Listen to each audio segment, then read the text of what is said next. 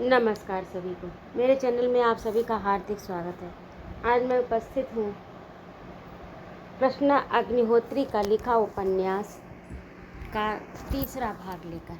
तो आइए कथानक प्रारंभ करते हैं।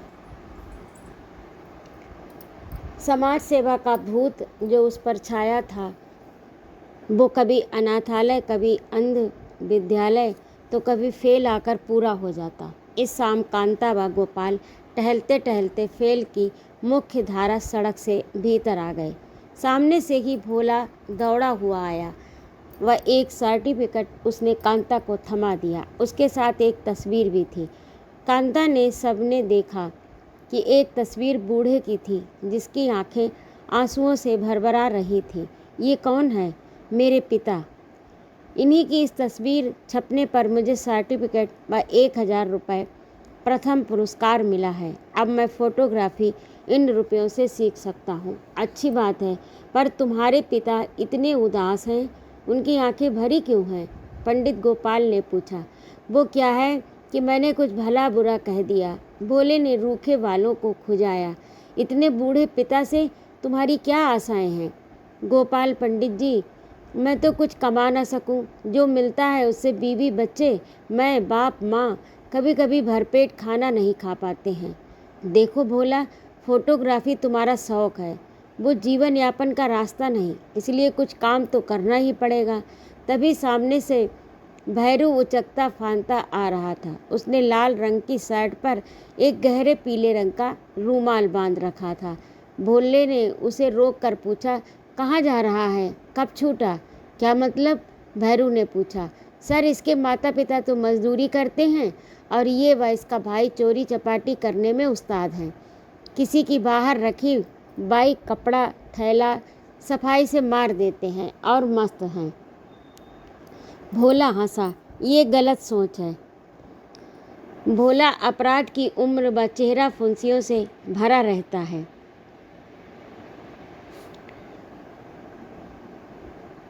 चेहरा भरा रहता है। काका काकी, तो ये गलत सोच है। अपराध की उम्र व चेहरा फुंसियों से भरा रहता है। देर सवेर पूरा चेहरा ही गंदा हो जाता है। तभी ये नफरत में जीते हैं और मौके पर जेल पहुंच जाते हैं। काका काकी को तो इतनी फुर्सत नहीं कि पूछ ले कि ये कहाँ से, कब, क्यों, क्या चुराता है। जेल जाने व छूटने पर इसे तनिक भी शर्म नहीं आती। भैरू जैसे ही कुछ पास आया तो गोपाल ने पूछा, क्यों बेटे, तुम्हें चोरी करने में लज्जा नहीं आती? क्यों लज्जा आएगी? नेता भी तो चोरी करते हैं। अफसर भी कम चोर नहीं। जो पुलिस हमें पकड़ती है वो भी चोर हैं। तो हमने क्या पाप किया? हम तो थोड़ी समाज को सजा दें, उनका ही माल कमा उन्हें सौंप देते हैं, बेच देते हैं। खीसे निकाल। भैरू हंसा। वो भैरू के माता पिता तगाड़ी व लाल ट्रेन लिए आ रहे हैं। इनका घर हमारे कमरे के पीछे है। हमारे पास 2 कमरे हैं और इनके पास 1 कमरा है। गर्मी में तो बाहर की सड़क पर कथरी डालकर सो जाते हैं। सारा काम सड़क पर। कभी रोटी सब्जी बनती है और वो भी खी खी कर हंसा। एक दिन सालों की वैसी ही फ़ोटो खींच लूँगा। भोला हंसा। कैसी फ़ोटो? अरे ससुरे, रात घनी होते ही नंगे हो जाते हैं। कांता ने कहा, चले मासा, और भोला को कुछ टेढ़ी नज़र से ताका। अरे मैडम हैं तो ये भी इंसान, इनके भी अरमान हैं, महत्वाकांक्षाएं हैं। नहीं पूरे हो तो ठर्रा चढ़ा बीवी ही पर चढ़ जाते हैं। फिर सुबह हुई, फिर शाम। इस निरर्थक जीवन चक्र को चलाते हैं क्या? मुड़कर पंडित गोपाल ने भोले को डांटा। तुम्हें ऐसा सब देख शर्म नहीं आती? ये लो पंडित जी की बातें। अरे करने वालों को तो शर्म नहीं आती, हमें क्यों आएगी? पंडित गोपाल के नथुने फूल गए। गुस्से से वे तिलमिला रहे थे। मैडम, ये सब सीख रहे हैं मोबाइल व इंटरनेट से। इनके फ़ोन में Netflix, Amazon prime, hot star जैसे वीडियो सर्व करने वाले ऐप्स हैं। अगर इन सब बातों को मिक्स कर दें तो आपके घर में गुस्सा, चिड़चिड़ापन, लत बीमारी जल्दी ही दस्तक देगी। ऑनलाइन वीडियो की लत के चलते हम सबके घरों में लगातार ऐसी दिक्कतों का सामना करना पड़ता है। यदि इन साइट्स पर घंटों समय बिताया जाए तो किसी अन्य काम में मन नहीं लगता। जल्दी संयम खो देते हैं। बात बात पर गुस्सा आता है। इस नकारात्मक पहलू से दूर रहें। बहुधा बच्चे पसंदीदा एपिसोड या वेब सीरीज़ देखते हैं। माता पिता इस बात पर ध्यान नहीं देते तो बच्चे पढ़ाई पर ध्यान नहीं देते। धीरे धीरे गुमसुम रहने लगते हैं, मन उचाट हो जाता है, अपने फेवरेट कार्यों पर भी ध्यान नहीं जाता, परीक्षा भी ढंग से नहीं देते। कारण मनोवैज्ञानिकों ने ढूंढ लिया है। स्ट्रीमिंग प्लेटफॉर्म पर हिंसा से लेकर अन्य प्रकार की काफ़ी वयस्क सामग्री परोसी जाती है, जिससे किशोर व युवाओं में अनेक तरह की जिज्ञासाएं उत्पन्न होने लगती हैं। वे कहीं भी हों, कॉलेज, मेट्रो या घर में, उन्हें एक तरह का कंफर्ट जोन मिल जाता है। मेरे मित्र के लड़के को ऑनलाइन वीडियो देखने के कारण अस्पताल जाना पड़ा, क्योंकि उसकी एकाग्रता घट रही थी। वह दूसरों से बात नहीं करना चाहता था। इसी तरह Netflix, Amazon prime video, Hotstar एवं बूट एवं यूट्यूब पर क्रेज़ धीरे धीरे लत में तब्दील होता जाता है।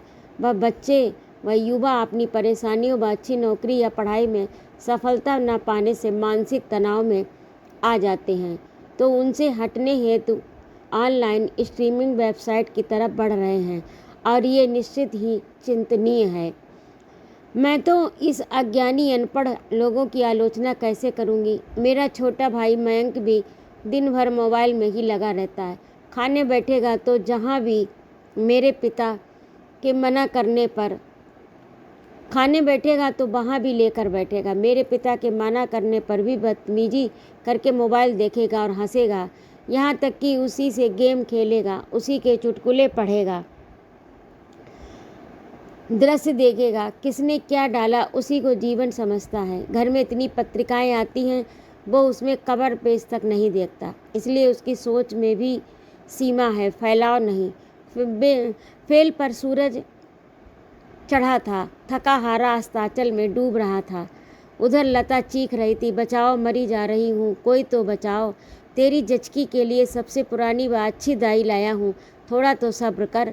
लता ने एक मरियल कुतिया सी अपनी आंसू भरी आंखें ऊपर उठाईं।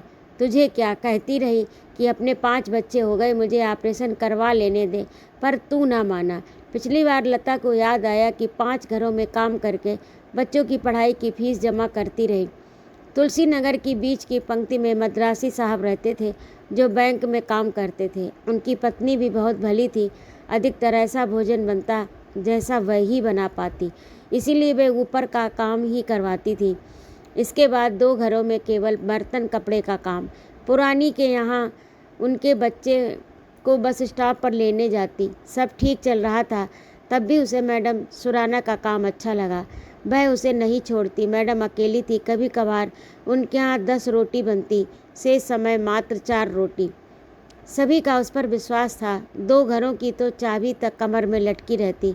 सुराना मैडम तो लता पर इतना विश्वास करती कि यदा कदा अलमारी जमाने का भी कार्य सौंप देती। बाहर जाना है तो लता ही उनका टिफ़िन तैयार कर सामने रख देती। दुर्गा अष्टमी पर वे लता को सामने बैठा एक केला व 1 कप दूध पिलाती। त्योहारों पर लता को वे अपने इम्पोर्टेड साड़ी थमा देती, जो कई नई साड़ियों से अधिक अच्छी रहती। लता का पति जेवरात देखने में ठीक ठाक व 4 क्लास पढ़ा था। कई बाइयाँ पति के बेवड़ा होने की शिकायत करती, पर जेवरा नहीं पीता था। लता जानती है कि वह रद्दी इकट्ठा कर बेचता है, उसकी आय अधिक नहीं, पर वो सदा उसकी प्रशंसा ही करती। एक बार सुराना ने पूछा भी, तुमने इतने बच्चे क्यों किए? तो उसने शर्माकर उनके भाषण का उत्तर 2-3 लफ्ज़ों में दे दिया, मैडम वो मुझे बहुत प्यार करता है। उसी समय सुराना मैडम ने उसे तीखी नज़र से ताका। अच्छा, प्यार के मायने बच्चे पैदा करना होता है क्या? मद्रासी परिवार में जब ये काम करती तो मैडम का लड़का प्यार से माँ से कहता, लता जी का बॉडी कितना परफेक्ट है, थोड़े दांत लंबे ना होते तो क्या बात है जीजी की। इस पर मैडम कहती, रहने दे, लता को कोई हम ब्यूटी कंपटीशन में तो नहीं भेज रहे हैं। वैसे भी बड़े दांतों वाला व्यक्ति बुद्धिमान व भरोसेमंद होता है। पर लता पर पति प्रेम बहसी सवार था। वह पुनः 6वीं बार गर्भवती हो गई। अब शुरू हुई उल्टियाँ, थकान, उसका चेहरा पीला पड़ गया। काम में देरी होती, वह बहुत हाँफती। मैडम कारण पूछती तो वह चुप रहती। एक दिन बांध टूटा तो उसने सुराना मैडम से अपनी पीड़ा जताई। कहा, मैडम 7 माह हो गए, मैंने पति से कहा भी बच्चा गिरवा देते हैं, पर वो तैयार नहीं हुआ। मुझे ये 7वां बच्चा नहीं चाहिए। एक डॉक्टर के पास गई थी, उसने मना कर दिया। बोली लेट हो गया, जान का खतरा है। सुराना मैडम ने उसके सामने कई फ़ोन किए, तब लता से बोली इस बार मैं गर्भपात सुरक्षित करवा दूंगी, पर वायदा कर अब बच्चा नहीं पैदा करेगी। हाँ वायदा मैडम। एक वर्ष अच्छा बीता, अचानक लता का काम बंद हो गया। वह असलम मास्टर के यहाँ भी काम करती थी। वहाँ भी सुराना ने पूछताछ की, पर वहाँ भी लता नहीं आ रही थी। आज समाचार एक भाई ने दिया कि लता नहीं रही। सुराना मैडम तो रो पड़ी। अब लता को भी मरते मरते पति का वहसीपन समझ में आया कि उसने पूरे 9 माह के गर्भ में भी उसे दबोच लिया था और प्रातः ही रक्त निकलने लगा। लता पेट पकड़कर छटपटाती रही। सारे बच्चे माँ को घेर कर बैठे। तभी बड़ी लड़की ने बापू को डांटा। बापू आंखें फाड़ घुटने मोड़े क्यों बैठा है? कोई अस्पताल में माँ को ले क्यों नहीं चलता? वह गुर्राया, आंटी में धेला तक नहीं, अस्पताल ले जा तो दाई ही को बुला ला। वह उठा, एक बूढ़ी चश्मा दाई को पकड़ लिया। दाई थी अनुभवी। उसने पेट टटोल कर कहा, बच्चा तो मर गया, जैसे तैसे मैं जचकी करवा दूंगी, तुम्हारी माँ के प्राण जा सकते हैं, जाए मेरी जान तो छूटे। ज्योरा बड़बड़ाया और सांझ ढली तो खामोशी में बस एक चीख निकली। लता खामोश हो गई। दाई आंख पोंछती बिना कुछ पैसे लिए चलती बनी। बच्चे बिलख रहे थे। ज्योरा पेटी खकोल रहा था कि कहीं से 20-30 रुपए मिले तो लता की सब यात्रा का बंदोबस्त करे। सुमन लता की बड़ी बहन आई। रो धो छोटी बहन को विदा किया। बहनोई को घूरा, बेटियों का हाथ पकड़ा और ज्योरा को फटकारा, अब इन्हें पाल या अनाथालय ले जा, मेरी बहन को तो खा गया। वैसे की बेचारी मरियल थी, तू तो हवस में दीवाना था। गांजे का दम लगा, अब निठल्ला बैठ हरामी, और वहाँ से निकल गई। रास्ते भर बड़बड़ाती रही, ठेला रद्दी जरा सा दम लगाता नहीं, किसी और काम में मन नहीं लगाता, बस मेरी सीधी सज्जन पति की चिंता करने वाली बहन को परेशान करता रहा। बड़ी 2 लड़कियों को तो ले आई, बाकी का क्या होगा? मैं भी कितने को पालूं? ये तो बड़ी है तो कहीं भी झाड़ू कट्टा कर लेगी। मेरी बहन तो ईमानदार थी। ये भी प्यारी लड़कियां हैं। वैसे भी माँ मरे मौसी जिए, मैं भी मौसी ही तो हूँ। आंचल से आंसू पोंछती सुमन घर आई, दहाड़े मार कर रोई, माँ बापू तुमने मजदूरी की पर पैसा न जमा हुआ, तुम दोनों खा पी कर ख़त्म। हमारी शादी ऐसे मर्दों से कर दी जो जोरू की कमाई ही पर जिंदा रहे। लता की मौत से पूरा मोहल्ला सक पका गया। भली औरत रही, कितनी खुश दी। अब की जमा कर एक जगह प्लाट ले लूँगी, टीन का घर बनाऊँगी। अरे गरीब हूँ तो क्या, मन में तो सभी की इच्छाएं उबाल मारती हैं। सुनाना मैडम तो खुशी से 50,000 बिना ब्याज के उधार देंगी। अभी तो सरकारी योजना में भी गरीबी की रेखा में रहने वालों को उधार रुपया मिलेगा। सारी योजनाएं धरी की धरी रह गई। उसके इस हैवान पति ने नोच खसोट कर औरत को ही मार डाला। ज्योरा क्या करे? उसने लता के ख्याल से दारू तो पी नहीं, पर गांजे का दम लगा लिया। पास में दमड़ी रहती नहीं, वो तो पाटीनेपुर की छैल छबिलाओं को छू नहीं सकता था, बैठने की तो बात ही अलग। सुमन मार औरत की तारीफ कर उसे पटाता रहता, कैसी प्यारी है रे तू, जबकि बच्चे जनजन कर। लता में भीतर कुछ न था। वैसे शरीर बाहर से सुंदर लगता थी तो जीवन में असफल, भले ही ये सफलता उसे उसके पति के कारण मिली हो। लता मर गई। ज्योरा पागलों सा इस पेड़ तो कभी उस पेड़ के नीचे पड़ा रहता। बच्चों को कांता ने अनाथालय में छोड़ दिया। भारत आज़ाद हुआ, ढेरों योजनाएं बनी, साक्षरता का प्रसार भी हुआ, पर आज भी प्रत्येक शहर में एक फेल तो है ही। बड़े शहरों में तो फेल है ही। हो सकती है जहां अपढ़ मूर्ख स्त्रियां यूं ही मरती हैं। आदिवासी समाज के लिए तो समूह ने आवाज़ उठाई ही है, परंतु इन फेल में रहने वालों को तो स्वयं का दोहन होते हुए भी उससे बाहर आने में सफल नहीं हो पाते, क्योंकि प्रयत्न कैसे हो, कहाँ हो, इन सबसे अनभिज्ञ भाग्य पर भरोसा करने वाले पास कहाँ हो पाते हैं। ये सब आश्वासनों के झूठे झुंझुनों से नहीं, सुशासन से ही हो सकता है। देश पार्टी भक्त से नहीं, देश की माटी से प्रेम से होता है। आज महानगरों का जहरी वातावरण है। पंचम की खेल में कुछ ईंट गारा के पक्के मकान भी हैं। जहाँ फेल शुरू होती है वहाँ कुछ मकान हैं जो बेल सिलसिले व वे तरतीब ढंग से बने हैं।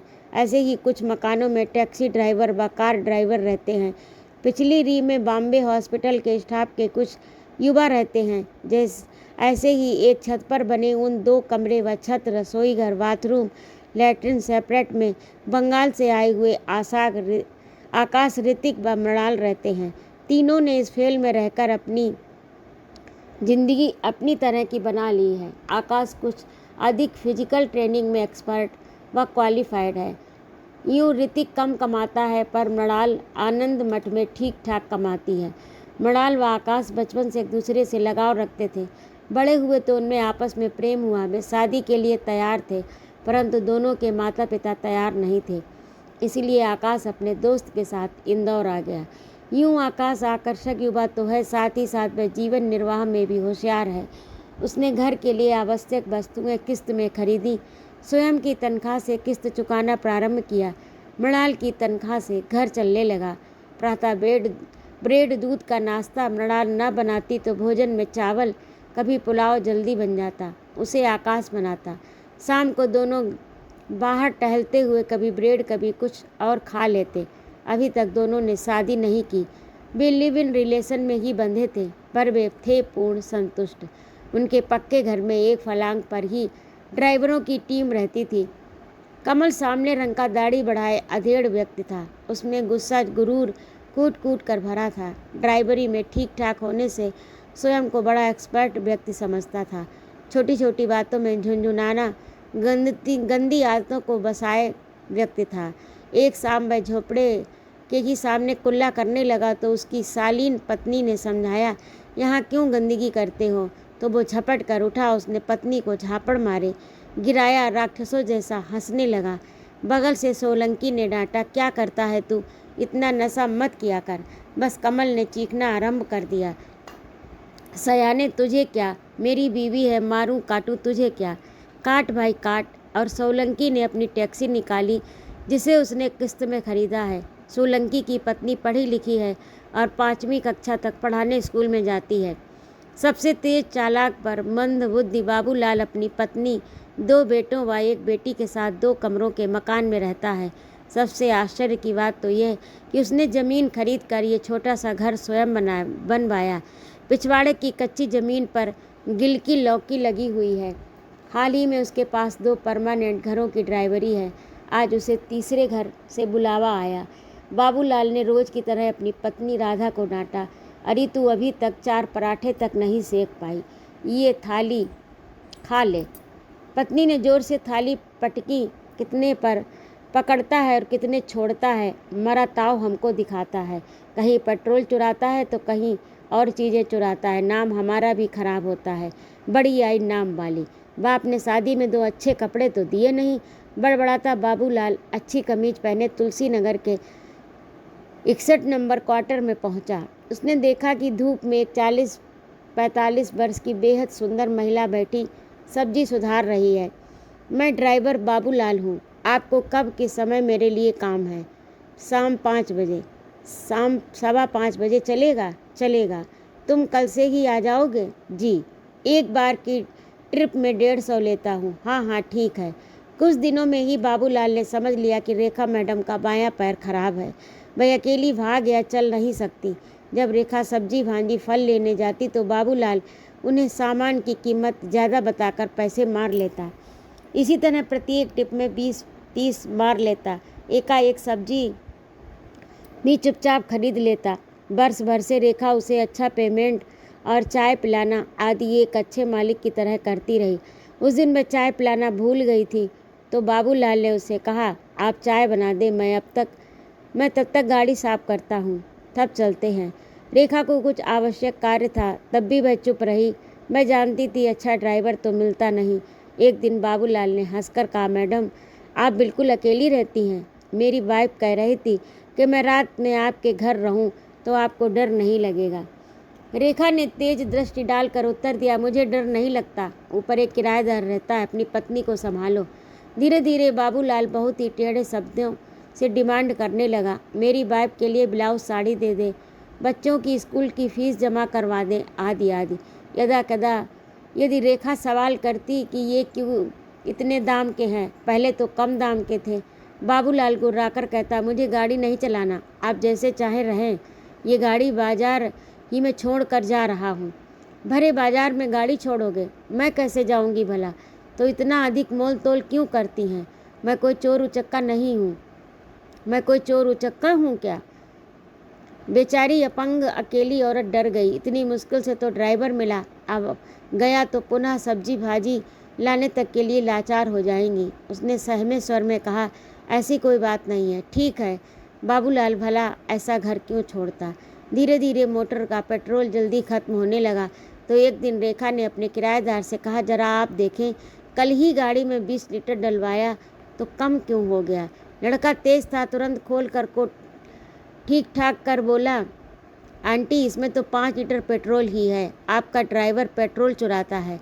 अब रेखा को लगा कि उसे तो पेट्रोल चुराने के बाद ड्राइवर हेतु कोई नया उपाय ढूंढना पड़ेगा।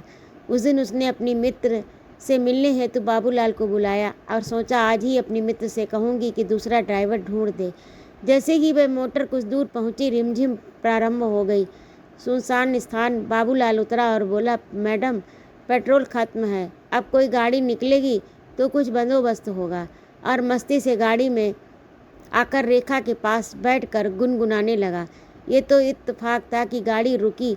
वैसे ही रेखा ने अपनी मित्र को फ़ोन कर दिया कि वह खराब स्थिति में है। बाबूलाल तिरछी नज़र से रेखा को ताक रहा था।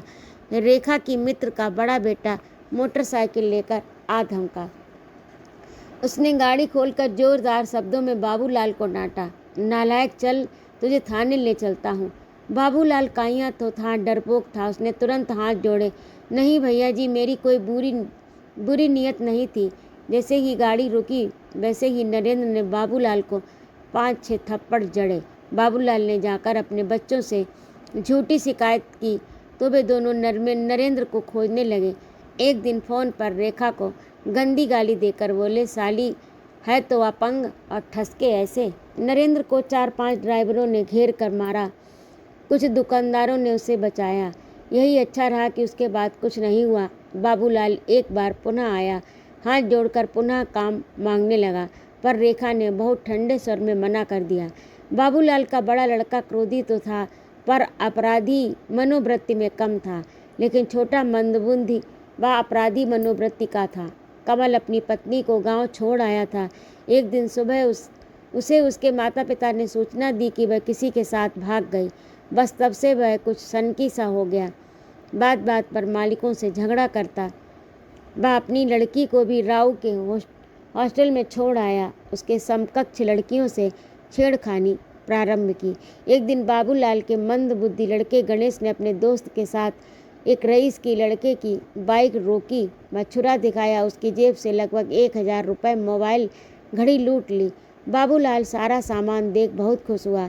बजाय डांट के उसने बेटे से 100 रुपये मांग खूब डटकर चरस पी, मुर्गा डकारा व घर आ सबको गालियां देकर सो गया। सारे टैक्सी ड्राइवरों में पाटिल व सोलंकी ही ठीक थे। शेष अपराधी वृत्तियों से जिंदगी को खुशनुमा बना रहे थे। देखा जाए तो सभी बेहद मज़े व सधे ड्राइविंग में प्रवीण थे, पर अपराधी मनोवृत्ति के कारण उनका ध्यान सबको तंगाने में था। वही अनुभव प्राप्त कर रहे थे, स्वयं के काम को उन्नत नहीं कर रहे थे। आज की युवा पीढ़ी नई पीढ़ी की बदलती प्रवृत्ति समाज के बने बनाए तटबंधों को तोड़ती है। गरीब के आंचल में बच्चे अपराधों में फंसते हैं। वैसे तो बाबूलाल के दोनों बेटे पढ़ रहे थे, पर इंटरनेट से अपराध भी सीख रहे थे। स्मार्टफोन, दूरदर्शन की क्राइम स्टोरी के अपराध करना सीखते ही हैं। बाबूलाल दिन भर जिजीविषा हेतु भटकता रहा। माँ जैसे तैसे झाड़ू पोछा लगाती। बच्चे पाठशाला में सीधे कहीं बैठ स्मार्टफोन पर सेक्स स्कैंडल एवं अन्य गलत बातें देखते रहते। कांता ने जब सुना, पंडित जी ने कहा, भय यही है कि यह मनोवृत्ति सामूहिक लोगों को बिगाड़ रही है, जिसमें फेल बढ़ रही है। 10 साल का लड़का भी युवा जैसी चाहते रखता है।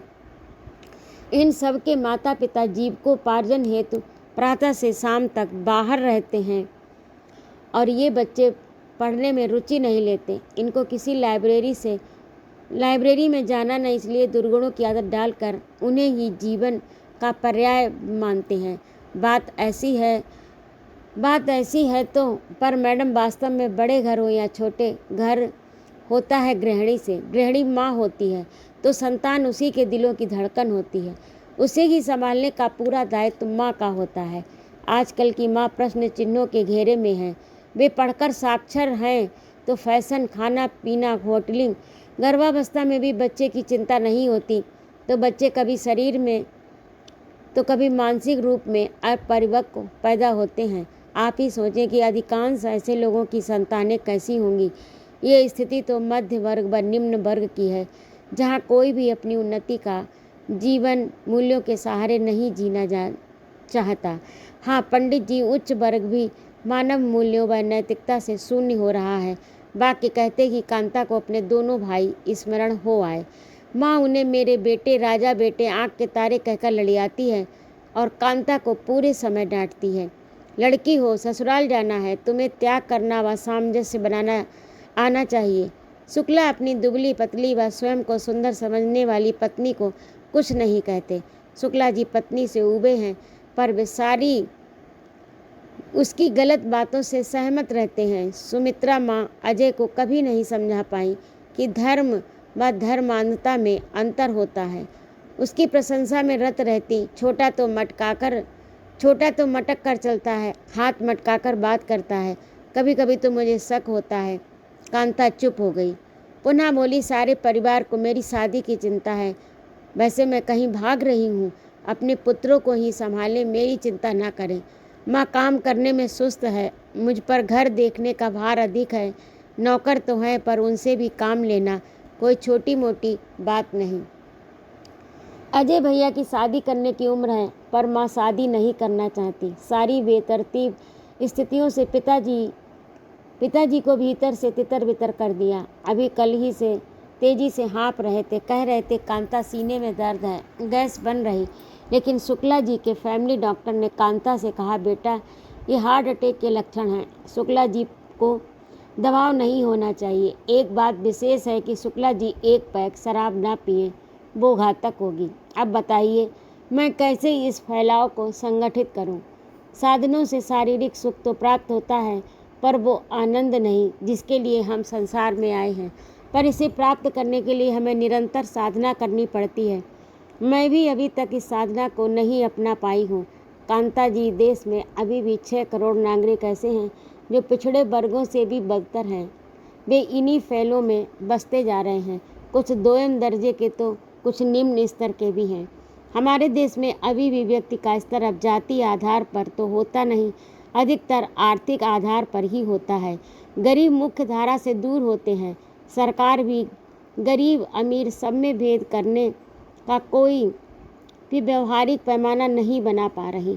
अब फेल में झगड़े मारपीट होते हैं, पर न्याय कहाँ होता है? जाते हैं सब थाने, वहाँ उनकी सीधी भेंट थानेदार से होती है, जो उंगलियां गिनकर 100 का आंकड़ा समझा देता है।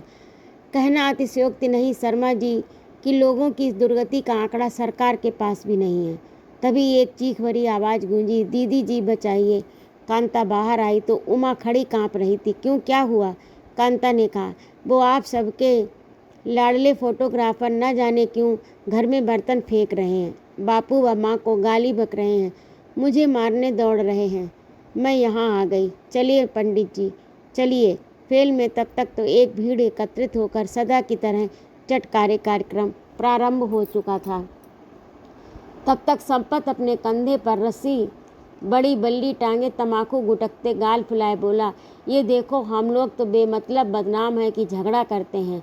इन मराठी भगोड़ों को देखो। तभी भीड़ में से किसी ने टोका, अरे जा बे, वैसे ही यहाँ इतनी गंदगी है, उस पर सुअरों को तू यहाँ फेंक रहा है। दिन भर यहाँ गंदगी फैलाते हैं। बड़ा उस्ताद, खुद का घर कांच का, दूसरों के घर पत्थर फेंकता है। कौन बोला? जरा सामने तो आ, मर्द का बच्चा है तो। संपत ने आश्चर्य से देखा। चमार कालू अपनी काली भुजंग काया के साथ ताल ठोकता आया, संपत को उठाकर फेंक दिया।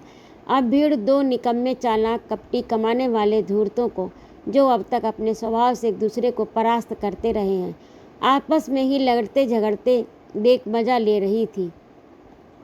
भीड़, काय रे मराठी भगोड़ा, तुम्हारे घर में क्या सब लड़ते झगड़ते नहीं हैं? उमा ने कमर पर हाथ रख मुंह बना जोर से कहा। शायद तभी किसी ने हेल्पलाइन में फ़ोन लगा दिया। पूरी एक बस भरकर पुलिस पहुंची और एक और बैन फेल के शोर करते हुए कालू भालू सभी चपेट में आ गए। वही कहावत है, गेहूं के साथ घुन भी पिस जाता है। वैसे 1 घंटे उन सबको उकड़ू बैठाकर थानेदार ने एक एक थप्पड़ मार वहाँ से भगा दिया। अब तक सब लोग घर पहुँचे। फेल में बने मिडिल स्कूल की घंटी टन टन बजी और चपरासी भूपेंद्र ने टोपी ठीक कर एक लंबी थूक की पिचकारी बगल में मारी। टूटी कुर्सी पर बैठकर राम राम भजो राम राम गाने लगा। हेडमास्टर रमेश भली भांति अपनी दिनचर्या को ठीक करते सीढ़ी चढ़ ऑफिस पहुँचे। वह 1 घंटी जोर से मारी तो भूपेंद्र दौड़ा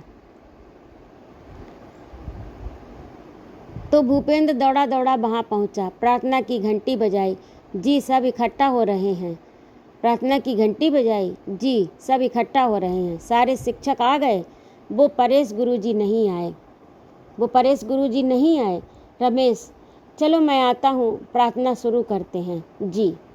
तो अभी आप सुन रहे थे कृष्णा अग्निहोत्री का लिखा उपन्यास पंचम की फेल का 3रा भाग। आपको ये उपन्यास कैसा लगा कमेंट करके अवश्य बताइए।